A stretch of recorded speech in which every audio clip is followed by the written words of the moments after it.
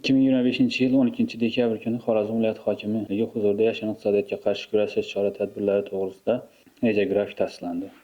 Ma'lumki, yashirin iqtisodiyotning kuzatilmaydigan yoki yashirinadigan noqonuniy asosga ega tarkibiy qismidir.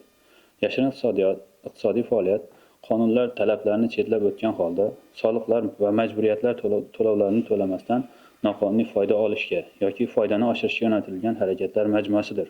Tadqiqotlarga asoslanadigan bo'lsak, yashirin iqtisodiyotning ko'lami rivojlangan mamlakatlarda birmuncha kamroq.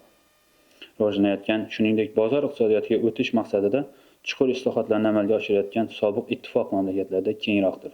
Shu boisdan yashirin iqtisodiyotning mohiyati, vujudga kelish va rivojlanish sabablari, ijtimoiy-iqtisodiy taraqqiyotga ta'siri, uning ko'lamlarini keskin kamaytirish, unga qarshi kurashish masalalarini o'rganish, tadqiq qilish barcha davlatlar uchun dolzarb ahamiyatga egadir.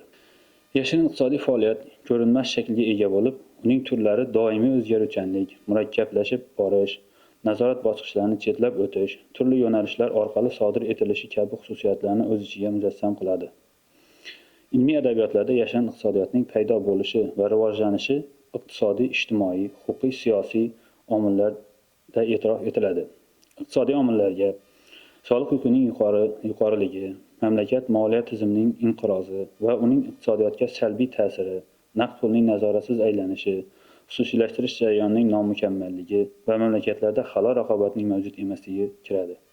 Ijtimoiy omillarga ishsizlikning yuqori darajasi, aholi turmush darajasining pastligi, aholi ishsiz qismining har qanday yo'l bilan daromad olishga intilishi va yalpi ichki mahsulotning ijtimoiy sohalarda notekis taqsimlanishi orqali namoyon bo'ladi.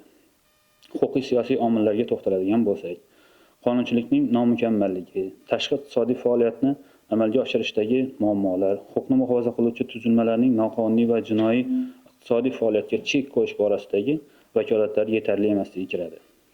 Shularga asoslangan holda davlatimiz rahbari Shavkat Mirziyoyev 2025-yilning 26-dekabr kuni Oliy Majlis va O'zbekiston xalqiga yo'llagan murojaatnomasida ham kelgusi 5 yilda O'zbekistonda yashirin iqtisodiyot ulushi 2 karra qisqartirilishini qayd etib, rasmiy sektorda band bo'lgan aholi soni hozirgi 8,5 milliondan 14 milliontaga yetkazilishini ma'lum qildi.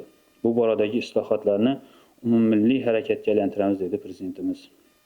Tahlillar natijasiga ko'ra quyidagi takliflar yashirin iqtisodiyot ulushini qisqartirishga xizmat qiladi. Soliq, bojxona sohasidagi islohotlarda soliq majburiyatlarini to'liq bajarayotgan soliq to'lovchilarni rag'batlantirishning shaffof tizimini joriy qilish. Soliq va bojxona tartib-taomilalarini to'liq raqamlashtirish orqali byurokratik to'siqlarga barham berish. Xodimlarning ijtimoiy ta'minot tizimlarini takomillashtirish, badallardan qochish uchun shaxslarning norasmiy iqtisodiyotda ishtirok etishidan qaytaruvchi choralarni qo'llash. Yashirin iqtisodiy faoliyat haqida xabar bergan shaxslarni himoya qilish tizimini, huquqiy asoslarini yaratish. E'tiboringiz uchun rahmat.